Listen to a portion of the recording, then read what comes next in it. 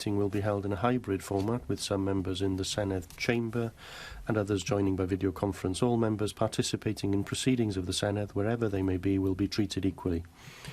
A plenary meeting held using video conference in accordance with the Standing Orders of the Welsh Parliament constitutes Senedd proceedings for the purposes of the Government of Wales Act 2006.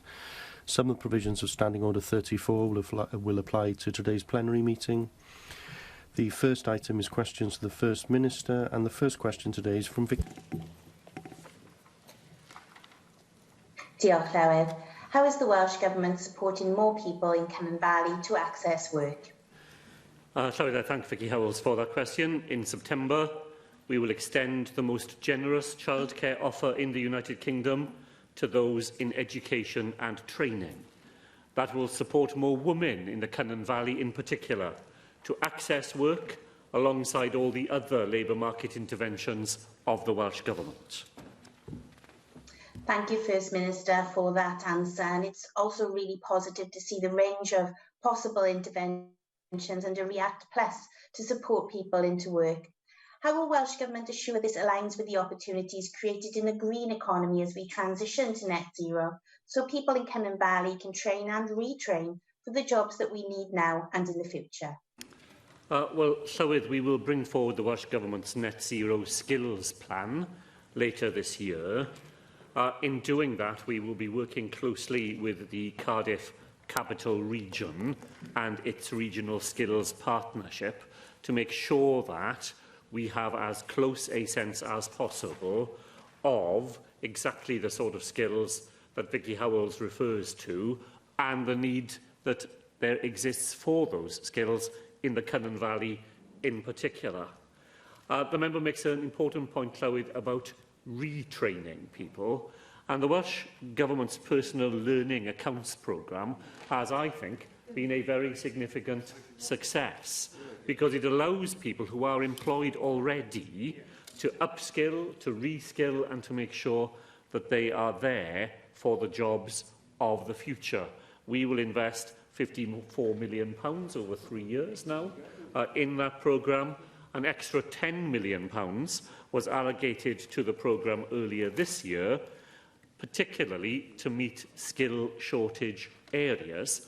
£4 million of that £10 million was directed to support training in green energy, hybrid and electric vehicles and net zero construction, exactly the sort of areas that Vicky Howells has drawn attention to this afternoon.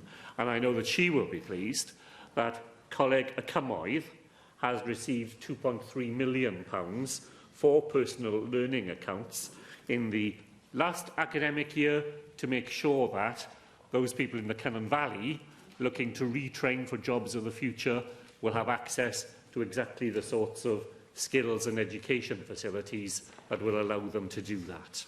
Joel James. Thank you, Llywydd. First Minister, as you know, people who struggle to access employment can sometimes suffer from issues associated with low self-confidence and repeatedly being turned down for jobs without even knowing the reasons why in some cases can be so detrimental to some people that they simply just give up trying, even though they're often more than qualified to do a wide range of jobs.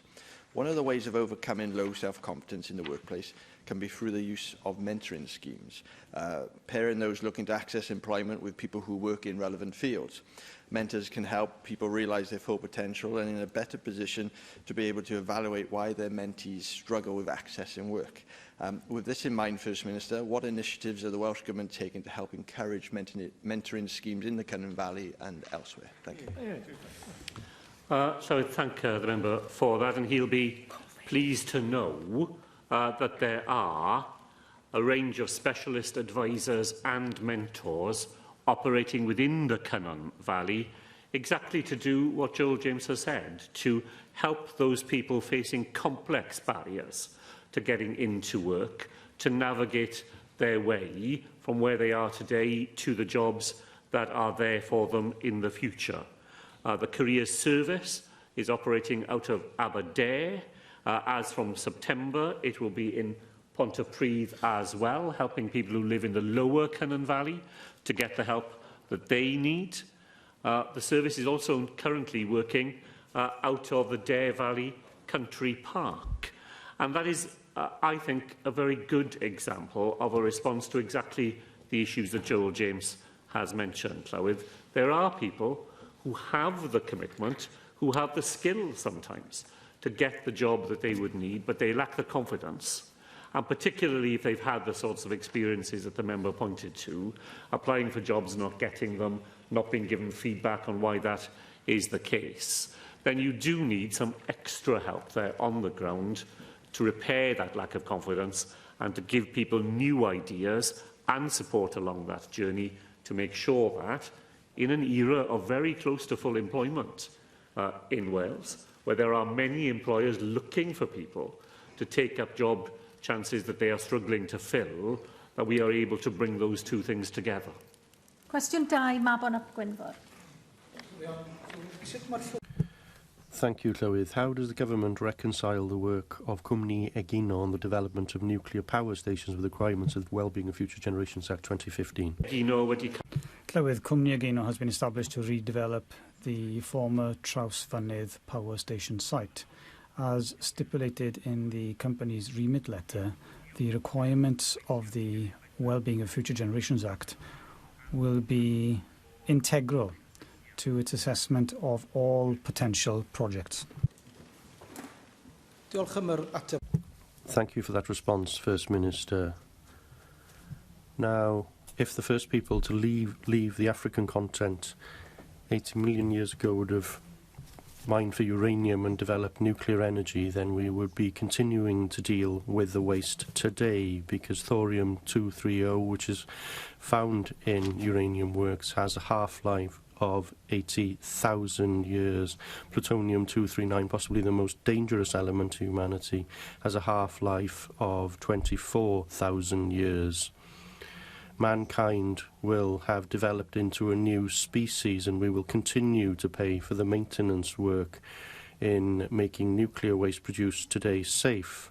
If we're producing this waste, isn't it our responsibility to deal with it, rather than leaving 140 tonnes of radioactive waste, the largest store in the world, to stand in Sellafield in Cumbria? And would you happy to have a nuclear power station and a waste centre here in Cardiff? Well, Llywydd, mae pwyntiau mae'r aelod yn... Well, Llywydd, the points that the member raised are important, and of course, any possibilities for the future for the nuclear power industry will have to deal with the problems that arise with nuclear waste. But that isn't going to be a new problem for Trawsfynydd, is it? Because we've had a nuclear industry in Trawsfynydd for many years, so that problem has arisen previously. We're not creating a new problem through the possibilities that Egino is discussing now about that site. And there is more than one possibility that arises in the context of Trawsfynydd as well. I'm eager to see the plan to create the only medical isotope facility in the UK to be established in Trawsfynydd. So I'm not sure whether the member is just against everything we're trying to do in Trawsfynydd in principle, or whether he is suggesting, as I see things, that the important thing is to think about the possibilities and about the people who live locally, and to be careful as we move ahead with our ideas, but to work on the practical things that arise when you try to recreate possibilities on a site that has been used for nuclear power over recent years already. Llywydd, and on a much lighter note of optimism, I would like to agree with the core aims of Cwmni Egino to help exploit the economic benefits of small modular reactors and associated technologies at Trawsfynydd. Now, you may be aware, First Minister, that I have been sceptical about the progress on this. It was announced on the 30th of September 2020, and yet practical milestone targets were not immediately set. And then we had to wait a further 18 months before a long-term chief executive, Alan Raymond, was appointed. However, I'm sure, First Minister, that you will join with me in applauding his aim of making Trawsfynydd the first SMR site in the UK. As the Chief Executive has said himself, these are boosted by having both the UK and Welsh governments backing nuclear in North West Wales. Costs and funding are key and have been the Achilles heel of previous projects in Wales. The UK Government has introduced the Nuclear Energy Financing Act 2022 and Great British Nuclear, which can help with finance. But can you outline, First Minister, what financial incentives the Welsh Government and Cwmni Egino are considering making available to help ensure that an SMR certainly gets off the ground in Trawsfynydd? Diolch. Well, Llywydd, I too am glad that work is going ahead to try to make use of the Trawsfynydd site and to exploit new technologies that may be useful to us in the future. None of that is to set to one side the important points that Mabon ap Gwynfor raised about the legacy of nuclear waste and making sure that as we plan for the future, we take all of that properly into account. Small nuclear reactors have a different set of possibilities claimed for them. They're not a technology that is ready to be deployed today, and they may not be a technology ready to be deployed for some time.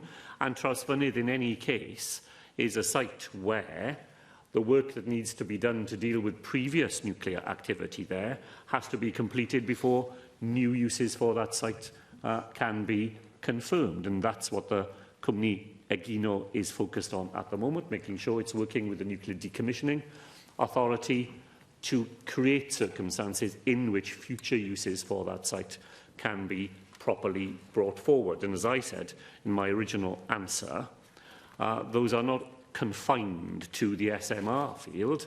I am particularly keen to see the work go forward on the medical isotopes possibility. The UK has no medical isotopes facility of our own. It didn't matter while we were in the European Union. It matters a great deal to us now. And using the expertise that is available and the opportunities that the site offers to do more in that area and to give the UK resilience in that field is a real opportunity for that part of Wales. I agree, of course, with what Janet Finch-Saunders said about the fact that problems in the past of cost and funding have been endemic in this field. The Japanese company Hitachi, who worked to bring the second site in Anglesey into being, spent £2 billion before its board decided it couldn't go on investing with no prospect of that development coming to fruition. So she's right to say that the UK government has a record that isn't encouraging to any investor in this field. And when we finally get a UK government capable of making decisions of this sort, then I hope we will get a better deal out of them than we have hitherto. Joyce Watson. Joyce Watson. Llywydd. First Minister, nuclear is a small part of our energy generation prospect in Wales. With our natural resources, we can offer great potential to generate renewable energy from wind, waves and tide. With that in mind, First Minister, would you agree with me how very disappointing it was to see only 4 projects from Wales finding success in the latest UK government contracts for difference funding round, and of those 4, only 1 successful tidal stream project? Well, so I very much agree with all parts of Joyce Watson's supplementary question.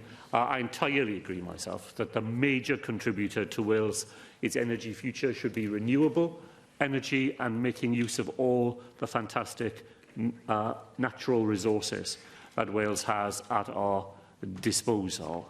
And it was disappointing earlier this month when the UK government announced the outcome of its contracts for difference round 4, that Wales had only 4 projects confirmed in that bidding round. 24 for Scotland, far, far more for England and only 4 here in Wales. And as Joyce Watson says, of the 4 that were approved, only 1 was in marine technology. The other 3 were in established technologies.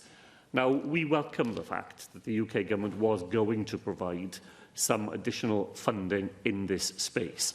But at £20 million, it was never going to be enough to do the things that we need to see here in Wales. I'm glad, of course, that one tidal stream project was successful up at Model Ice, but we know there were other projects in that innovative space which would create the renewable energy of the future.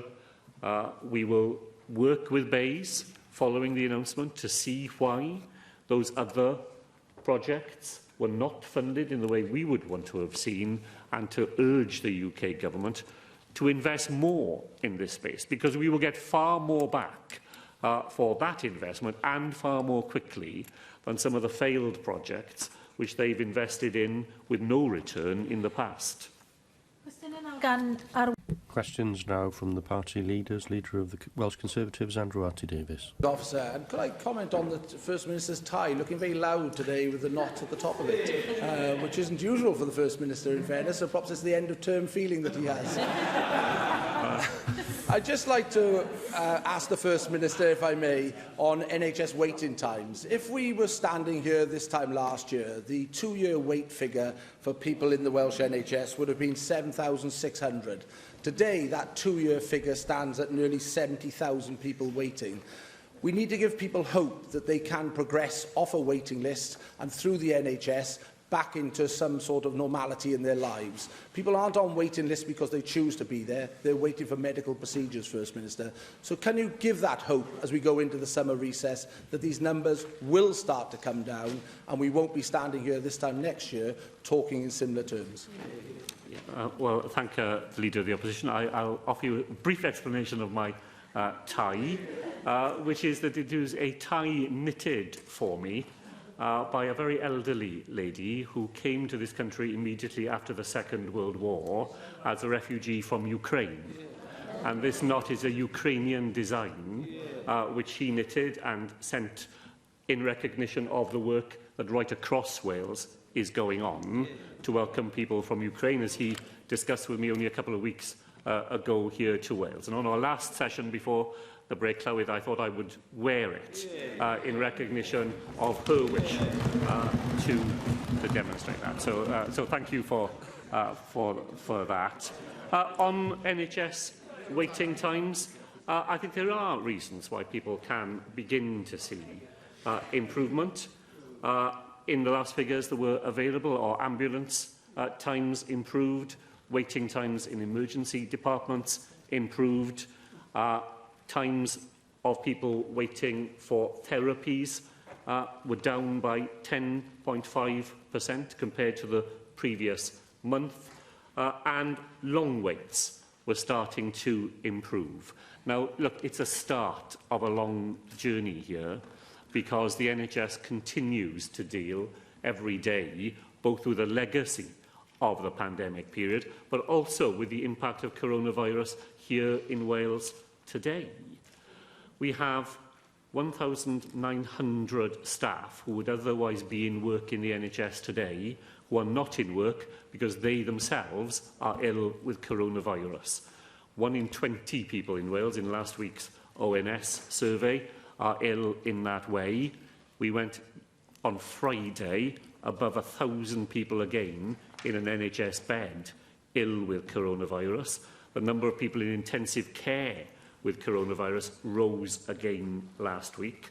And on top of the 1,900 people who are ill with coronavirus, over another 600 people are not in work because they are self-isolating, having been in contact with somebody.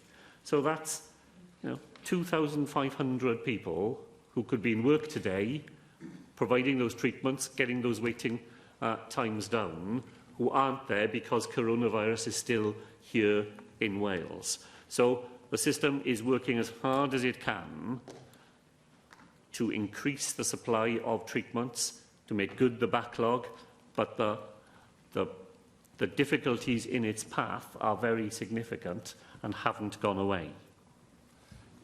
Thank you for the explanation on the tie, First Minister. It's always good to have a bit of good news in this chamber. Yeah. But there is another way, because as we've seen in England with 2-year waits, those figures peaked at 23,000 people waiting 2 years or more, out of a population of 57 million. They now stand at 12,000, or just over 12,000.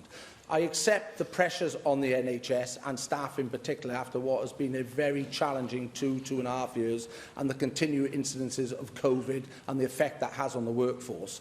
But clearly, if one part of the United Kingdom with a very large population can pull those 2-year waits down, yet regrettably here in Wales, where we have a population of 3 million, we're seeing just under 70,000 people waiting.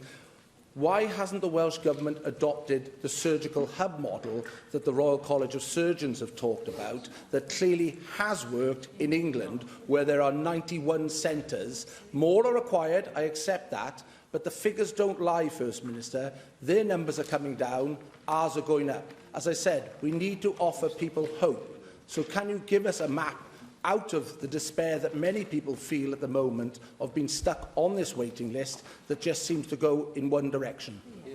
Well, it doesn't just go in one direction, as I explained in my original answer, and the plan is already there and published. It's published by the Health Minister, showing milestones over the period ahead as to how we will reduce those waiting times, and our map matches the ambitions that have been set for England as well. Look, the NHS in all parts of the United Kingdom has had a torrid time and goes on having a torrid time everywhere. I don't think, I'm not going to trade figures with him. More than twice the population of Wales is now on a waiting list in England. I remember when I was the Health Minister, answering questions here on the day when, for the first time, the number of people on a waiting list in England went above the population of Wales.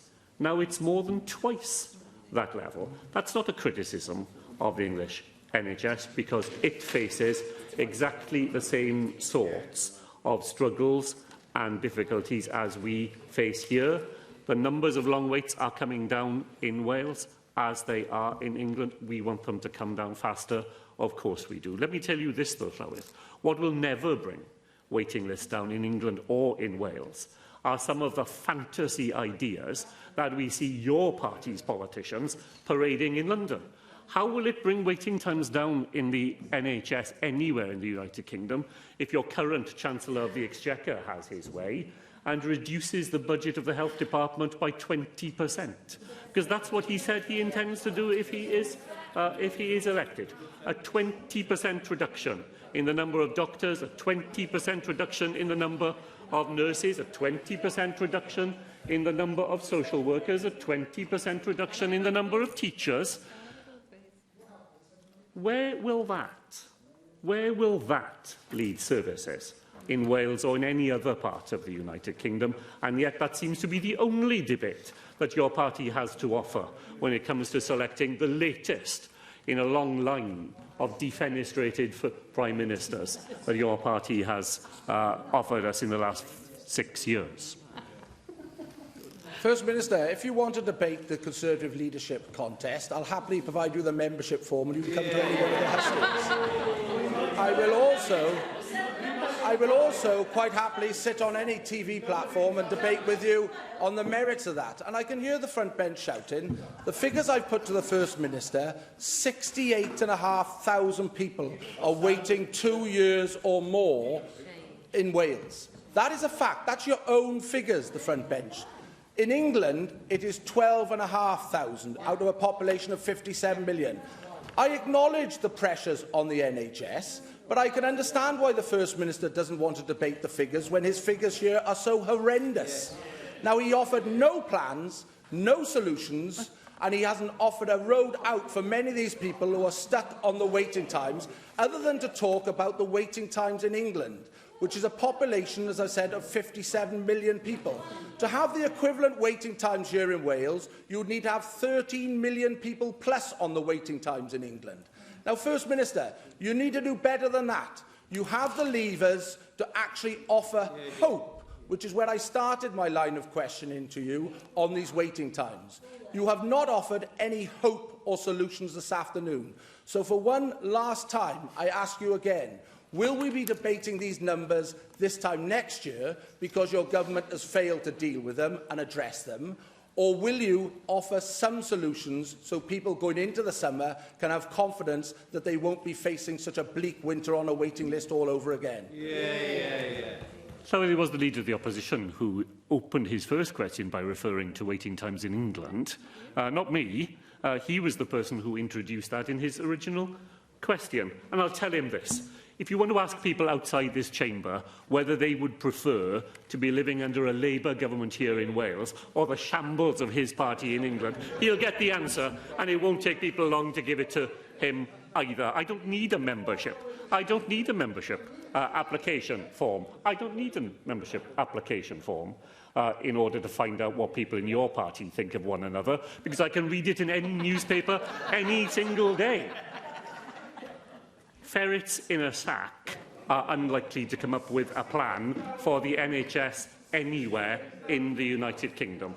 The programme for planned operations in the Welsh NHS has been published. It has a year-by-year set of... I think I'm not the First Minister can respond to the indulge question now before we in move that. on. Let me just tell the member again, if he hasn't had a chance to read it, because he's been too busy reading manifestos of people seeking to lead his party, we can supply him with a copy. It sets out a year-by-year sequence of ways in which waiting times in Wales will be addressed to the same timetable as his party has set for England. That's our ambition, and we wish we could do more and we could do it faster. On behalf of Plaid Cymru, Rhyn Abiorwerth. Thank you very much, Llywydd.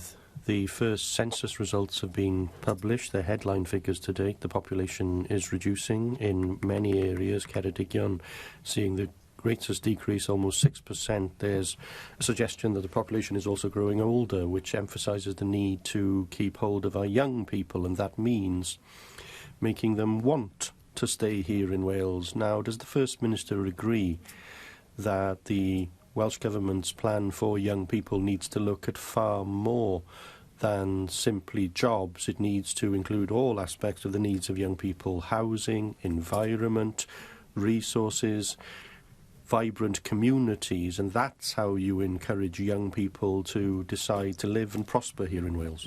Diolch am y cwestiwn. Thank you for that question, and I have seen the census results which have been published. There is a lot more information to draw out of those figures over the coming months.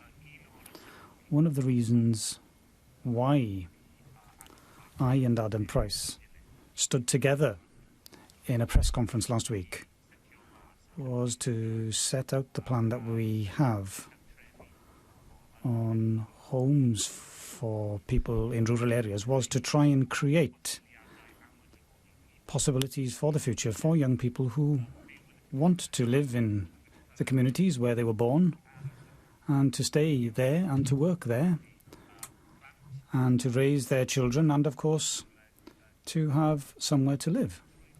And through everything that we're doing, we do want to create opportunities where people who want to remain in local communities can do so successfully. The figures show that it's important for us to do more than that in order to attract people to Wales, to be part of our future here, and that will be an important thing for us in the future as well. Without doubt, we want to attract the best brains to Wales as well as keeping our own talent here. Now, the current financial pressures, the highest inflation for 40 years, is having a great impact on young people. You only need to look at recent NUS research to see that more students than ever are reliant on food banks or are borrowing beyond their means. The wage level for apprentices is a problem, as low as £4.81 an hour. Finding accommodation for students is in crisis. in many areas, the amount the students have, that students pay has increased over 3 years to over £4,000 to over £6,000. We need to provide more financial support to young people, and we need to control unsustainable rents too, because as well as having an impact on their mental health, financial hardship does prevent them from reaching their academic potential. So how does the First Minister intend to take action in these areas to prevent the brain drain? Because financial factors are a very real factor in locking people out of education and thereby preventing them from reaching their full potential. Well, Llywydd, Wales has the best form of student support anywhere in the United Kingdom. And I didn't hear any recognition of that in what the member just had to say. Of course, the current crisis in the cost of living affects young people and people in universities as well as anybody else.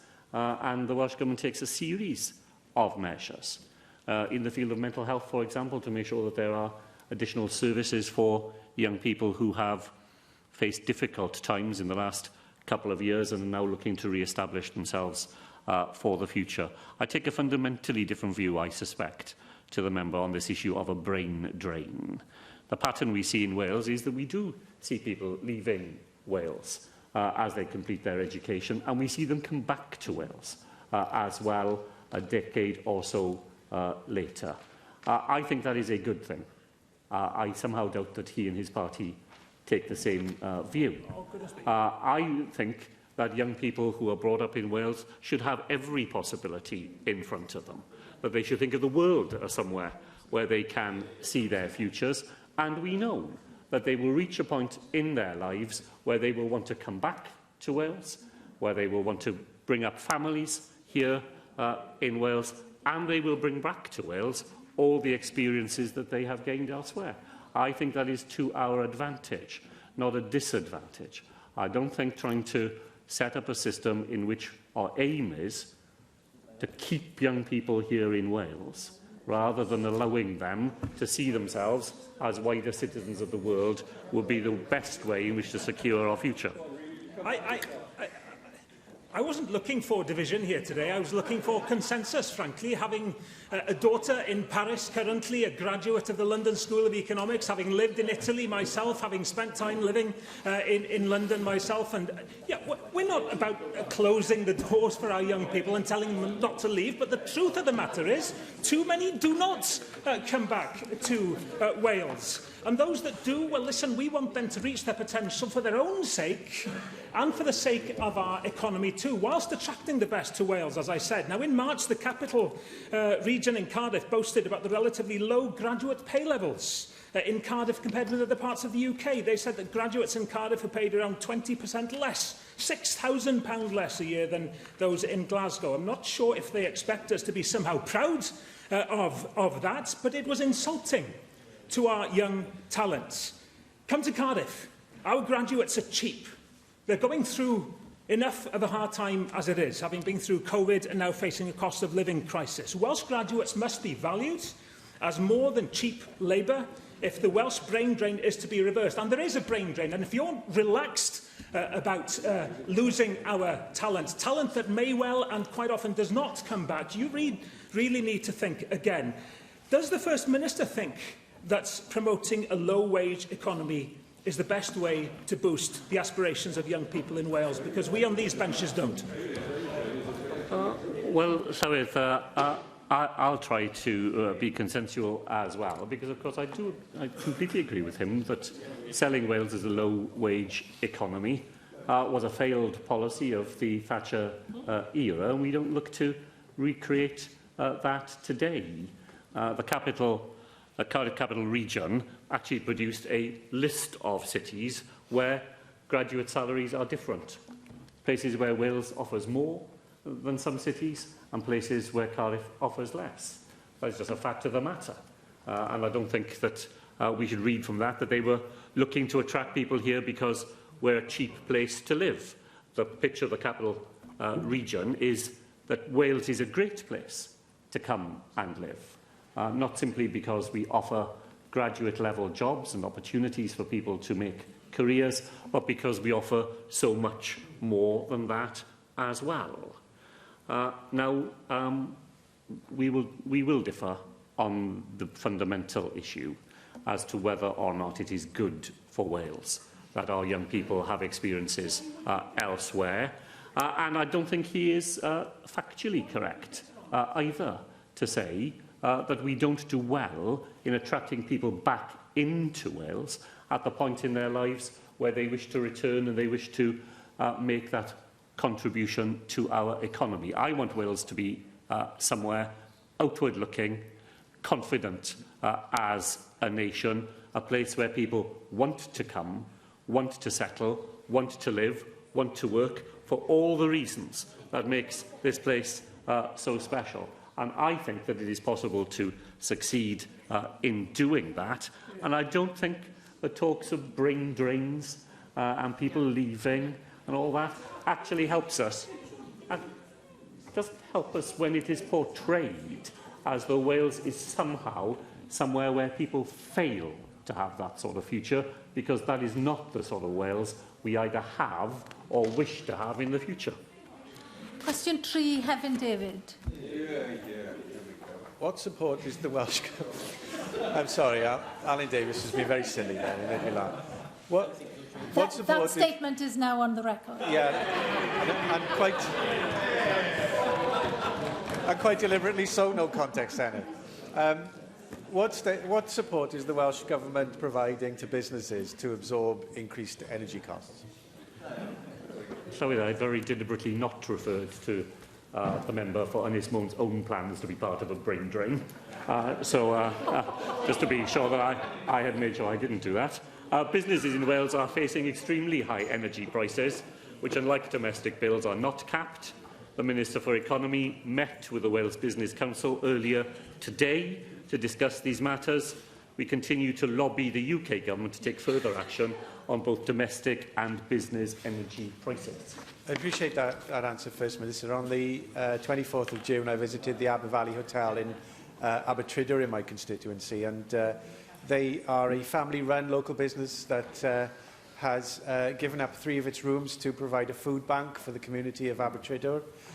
They are a vital business and part of a network and web of businesses across the northern parts of my constituency that provide vital lifestyle and employment to people in that part of the constituency. Just a couple of months ago, they had an increase in energy costs from SSE Energy Supply that hiked what was an average £650 a month electricity bill to more than £4,100 a month. That incredible increase in costs makes it very difficult to sustain family-owned businesses like that in the Aber Valley Hotel, like the Aber Valley Hotel. And we agree that the UK Government needs to take significant steps here. I've been looking at the Welsh Government's Transforming Towns placemaking grants, and we are looking to bring those to places like Sir Enith, Abertryder and Bargoed too. But what more can the Welsh Government do, perhaps in partnership with the UK Government, to support those businesses that are facing these difficult times? Well, thank Kevin David for that question, and I'm aware of the company that he mentioned and the work that they do. Companies like that, Llywydd, faced with the astonishing rise in energy prices, will be following what is going on in Westminster very carefully, and I'm sure that their anxiety will be growing as the contest to reduce the amount of resource available to help companies and the whole of the economy is the only contest that seems to be being conducted. What we do here in Wales, Llywydd, is to use the powers that we have. They're not the main powers. They inevitably lie with the UK Government. We have specialist resource efficiency advisors working with Business Wales that are working with companies to offer those practical solutions that can help them to mitigate, and it would only be to mitigate, understand, the impact of energy rises of the sort that Hefin David has mentioned. But they work with companies to reduce vehicle use, to increase water and energy efficiency, provide insulation, LED lighting to make sure that there are efficient use of fridges and freezers, and so on. The work that we do as a government also sustains the purchasing power of consumers. One of the most challenging things happening to small businesses of the sort that Heaven David has mentioned is the drawing back by customers of discretionary spend. Faced with bills of their own, people are not buying things in a way that allows those businesses to go on being sustained. Of course, we help with other costs as well. More than 85,000 properties in Wales this year will receive help with their business rates. It will cost the Welsh Government £116 million. That's £20 million more than the consequential we receive from the UK Government in order to be able to do that. In the longer run, Llywydd, the question that Joyce Watson asked earlier this afternoon has the key. We have to be able to secure renewable energy sources that don't leave us vulnerable to the sort of global shocks that have led to the increase in energy prices, and to be able to do it in a way that offers certainty to small businesses that they won't face this sort of shock to their business model again in the future. Natasha Ashkar. Thank you, Presiding Officer. First Minister, research suggests that nearly two-thirds of businesses in the UK spend between 5% and 20% of their total outlay on energy.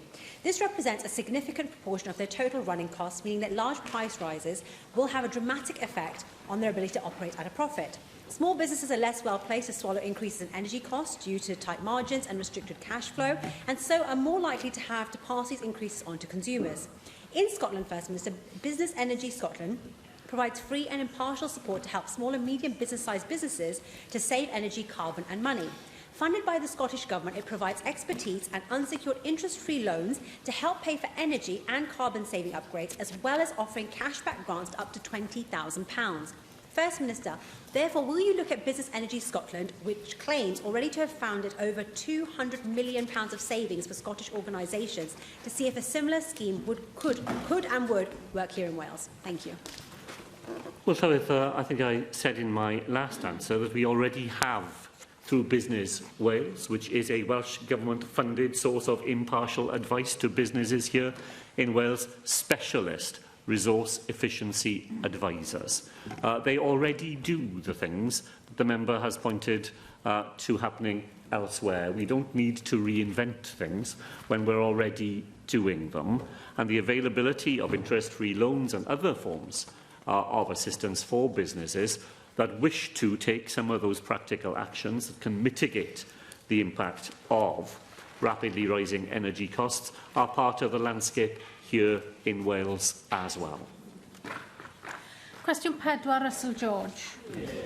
John Llywydd, will the First Minister provide an update on the deposit return scheme? Llywydd, our aim has been to develop the scheme as a partnership with the UK and Northern Ireland governments. The absence of an executive in Northern Ireland and the turmoil in Westminster are both affecting the timetable for publication of the final scheme design. That now seems likely to be further delayed into the autumn. Minister, I've reviewed your answer to the questions that Joel James asked you back in May, and I don't ask my question to debate whether glass bottles should or be not included in the scheme. The reality is that the 4 nations of the UK are now likely to take a different approach. And that being the case, I'm keen to explore how the Welsh Government would limit any competitive disadvantage or put mitigation measures in place to support small brewing businesses in Wales in particular. I note from your answer to Joel, you mentioned that the government could talk to the industry about the level of annual registration fee. But under the current options at the moment, small brewers would be required to buy new equipment to print labels and employ additional staff to facilitate additional processes. And I'm told the cost of that equipment would effectively mean that those businesses would not be able to continue to operate. So can I ask you for an assurance that support and mitigation would be put in place for Welsh businesses so they are not competitively disadvantaged? And I'd be grateful if you could set out your assessment if the deposit return scheme in Conway was successful. Thank the member for those questions. Llywydd, we are indeed proposing measures to limit the impact on smaller businesses, and that does include the annual registration fee. We will look at mandatory labelling requirements. We will look at how online take-back obligations might be designed to see whether that can mitigate some of the impacts on the firms. But the principle is straightforward. It's the one I remember outlining to Mr James. The polluter must pay. What we're talking about are new obligations on those people who produce waste of this sort to make sure that we are able to deal with it more effectively in the future. And the deposit return scheme is something we have, as I said, worked with the UK government and with Northern Ireland. The intention to include glass bottles in it was there in our common scheme until right at the end when the UK government decided to withdraw from what had been proposed. Scotland will go ahead with glass bottle inclusion, so there will be different schemes in different parts of the United Kingdom, and we will look to work with the sector to help them with that. The pilot in Conway, Llywydd, took place a year ago. It was in July of last year. Feedback from those participating in the pilot was positive, and the system that was used there, a unique serialisation code added to a drink bottle, means that the system has the potential to use existing curbside collection alongside retail return points. So I was very glad the pilot took place in the way that it did.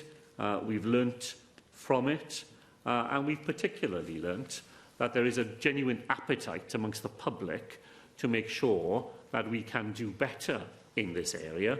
And not only do we manage to recycle more of the materials that we use, but that we also have a positive impact on the littering, which otherwise disfigures beautiful places like Conway, when these things which could be properly recycled are just abandoned, creating that environmental damage. Cwestiwn 5, Rhina Piorwer. Diolch, Llywydd. Beth? Thank you, Llywydd. What is the government doing to protect the long-term rental sector in the face of growth in the short-term rental sector? Llywydd, we are ensuring that there are strong mechanisms for the short-term and long-term rental sectors. The measures include introducing a statutory licensing scheme for all holiday lets and ensuring that business rate relief is focused on those holiday properties that are rented for the majority of the year. Now, on top of houses being sold as holiday homes or lets, I've become aware recently of the practice of long-term tenants being evicted so their homes can be turned into short-term holiday accommodation. Constituents tell me it's happening across our coastal communities. The actions of one landlord are particularly worrying. Through historic privilege, the Bodorgan estate is a very important landlord, perhaps our best-known landlord from when the Duke and Duchess of Cambridge were on Anglesey. The estate owns many houses, but I've spoken to tenants who say they have been told to leave so that their homes can be turned into holiday lets. Now, in Scotland, it was intensive grazing that led to the infamous Highland clearances of the 18th and 19th centuries. On Anglesey, in the 21st century, it's tourism, but the principle is the same. And from the scale of what I'm hearing, I fear losing large swathes of permanent population. Now, through our cooperation agreement, a number of measures have been announced to start addressing the situation, including those plans for a licensing system before a home can be turned into a short-term let. Does the First Minister agree that there can be no delay? And what action could he take now to try to stop these evictions already underway? Well, so there are 10 different strands in the package of measures that we announced together on the 4th of July, and those are measures that we will be taking forward with the urgency that is required in order to make a difference in rebalancing, as I said, the short and long-term rented sectors. I'm concerned at what the member said this afternoon, and I'll be interested to know if there's any further evidence that he has. People cannot simply be evicted by being asked to leave. There are rules and legal requirements that landlords have to abide by in all sectors. And I will be genuinely interested to find out more of the particular examples that Bryn ap Iorwerth has outlined. So there is no, as far as I am aware, evidence of wholesale retreat from long-term renting in Wales. I think the last figures I saw were that there were over 207,000 properties registered with Rent Smart Wales as long-term properties for rent, and because we're now 5 years on from Rent Smart Wales and landlords are having to re-register, there were 810 landlords registered with Rent Smart Wales in June alone. But what the programme of action that we have agreed will do will make sure that there is greater parity between long and short-term obligations. If you're a long-term renter, you have to register with Rent Smart Wales, you have to demonstrate that you have a series of things in place, insurance arrangements, safety arrangements and so on. Our licensing scheme for short-term rentals will drive up standards in that part of the market as well, and will make those obligations, as I said, on a greater parity with one another. And other things that are part of the package of measures we put together, making sure that short-term rental businesses are genuinely businesses, renting out their properties for the majority of the year, will also lead to greater parity between those two aspects, the short and the longer-term rental markets. They will make a difference, and if there are other things we need to do to attend to the sorts of issues that Bryn ap Iorwerth has raised this afternoon, then, of course, that package of measures can be extended further. Cwestiwn 6, Llyr Gruffydd. Will the First Minister provide an update on cross-border health provision for patients between England and North Wales? Mae'r llif cleifion. With patient flows between North Wales and England are managed between the health bodies on either side of the border.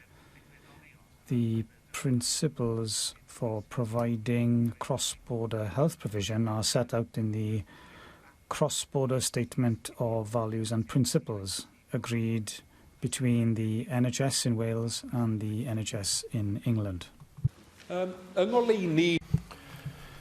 In light of previous problems with funding cross-border health services, and I'm thinking particularly of problems that arose with the Countess of Chester Hospital some years ago, and more recently with Gobowen Hospital, are you confident that the funding for cross-border healthcare in hospitals such as Walton is adequate to ensure that patients from Wales aren't treated as second-class citizens?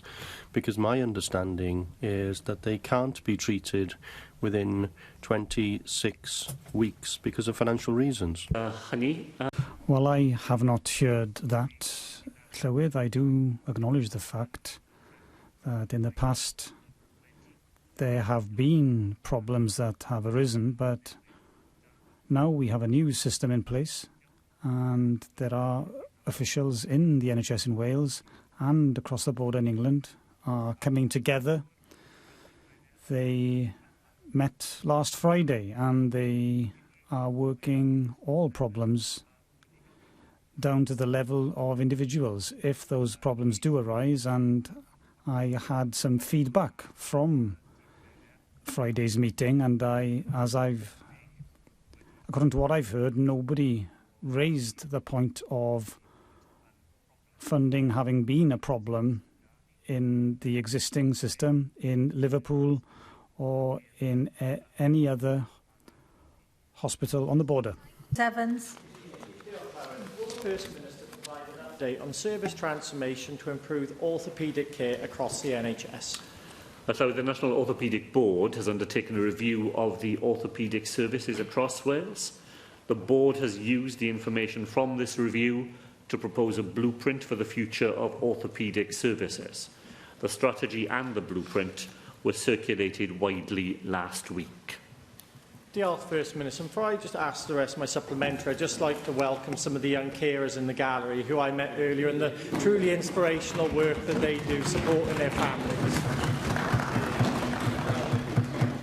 First Minister, last week I heard firsthand, along with a number of my colleagues from across the Senedd, from Cymru vs Arthritis and the Royal College of Surgeons, about the transformational changes needed to improve patient outcomes in Wales. As you said, the National Orthopaedic Blueprint Services in Wales was published last week. The report was requested by the Welsh Government, and it doesn't make easy reading. It highlights that elective orthopaedic and trauma services in Wales are in a perilous state of near collapse, and that a failure to rapidly progress the recommendations of this report will inevitably lead to the conclusion that Wales cannot deliver safe elective orthopaedic care. It does recommend transformational service changes for orthopaedics in Wales. I'm not here to blame anybody, First Minister. I'm here to find solutions to the problem, to solve people who are in life-debilitating pain. So clearly things need to change.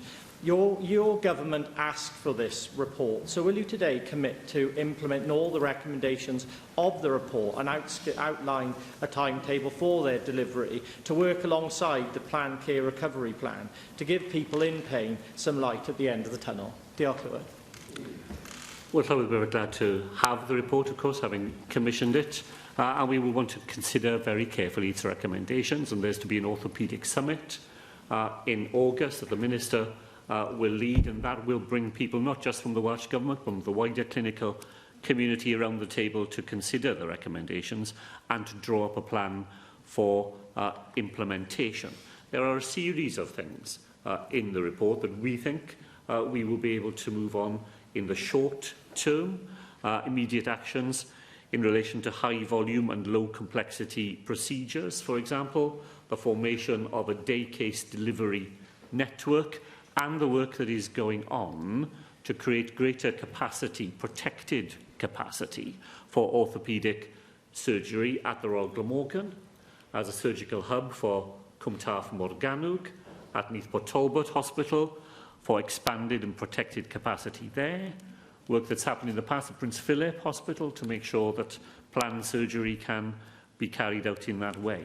Now, when the Minister met with the Royal College of Surgeons last week, there was a recognition that what we need to do in Wales is focus in the immediate future on better use of existing capacity and facilities so that we can work on the proposals that the blueprint and the strategy provide. Ac yn ola, cwestiwn 8. Finally, question 8, Peter Fox. Llywydd, what steps is the Welsh Government taking to improve air quality in the Monmouth constituency? So studies in Chepstow and the surrounding area have been undertaken, and consideration is being given by Monmouthshire Council to sustainable transport opportunities. The forthcoming Clean Air Bill will include proposals to improve air quality across Wales, including the Monmouth constituency.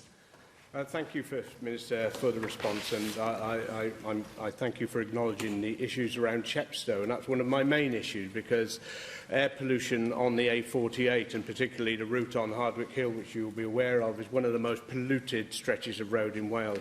Residents have been pushing for a bypass for some years to help alleviate the issue. As I'm sure you're already aware, First Minister, the well-tag process for this project project and other measures is currently underway, and Monmouthshire County Council and partners, indeed with Wales Government, have spent over almost £500,000 there. 312,000 was contributed by Wales Government. It's disappointing then to hear that the current new council administration looking at pulling away from further work on this scheme, regardless of how much is needed. Now, I understand it's the policy of your government to consider new road building where to do so would improve air quality. First Minister, will the government continue working with partners to progress the Chepstow bypass to reduce air pollution in congested areas? And how is the government delivering on the recommendations of the Burns Commission to improve access to public transport and active travel in the area to provide viable greener transport for the immediate future? Thank you. Thank the member for that. So, I acknowledge the work that was done by the previous Conservative administration, Monmouth Council, which brought forward 3 possible solutions to the acknowledged difficulties that are faced in parts of Chepstow. The current County Council have split those 3 potential solutions and are currently consulting on the first 2, an active travel plan in and around Chepstow, and part 2, a transport hub interchange at Chepstow railway station. I think it is right that before the bypass option is further considered, that we exhaust the potential of parts 1 and 2 to make their contribution to resolving the issues of air quality that are faced in that part of Wales. That doesn't mean that the bypass proposal may still have merit. But before we decide on the bypass, we want to make sure that those other things have been properly consulted upon and every impact that can be extracted from them is put in place. As far as the Burns Commission is concerned, we continue to work on all those things that lie within the hands of the Welsh Government, and members will be aware of the actions that have been taken, for example, to work with Newport Borough Council to increase the fleet of electric buses that are available in that city, both for reasons of air quality and to improve public transport as an alternative to the car. The fundamental proposal of the Burns Commission, as I know Peter Fox will recall, was for investment under the Union Connectivity Review. We will have to wait now until we have a government at Westminster capable of responding to the proposals that the Union Connectivity Review received. And I remain, well, I don't want to use the word optimistic, but I remain firmly of the view that it is a major test of the UK government that it finds the money to go alongside the proposals that its own review brought forward, particularly in the part of Wales represented by the member for Monmouth.